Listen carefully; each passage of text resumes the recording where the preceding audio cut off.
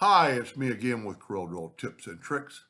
Kind of neat effect giving a bevel to a extruded 3D looking text. So we're just going to start right here. I made it burnt orange. Let's make it a little bit bigger. I'm going to go to the extrude tool, which is underneath your shadow flyout. And I'm just going to go straight down. Now, when you do that, the extrude tool comes up and you get the rotation.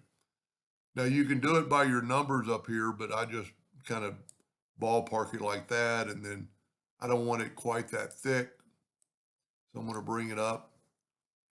And then I'm going to go to extrude colors. And I'm going to use right here.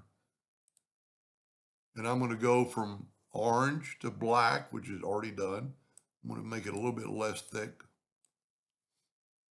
And then what's cool about this, that might be a little bit too much 3D looking. But then you can go right here to bevel and use bevel. And look at that. And then you can change your amount of bevel and your height of your bevel. I don't think you can really go one way. Yeah, you can, but you need to really go probably straight up. And you can adjust it with these numbers.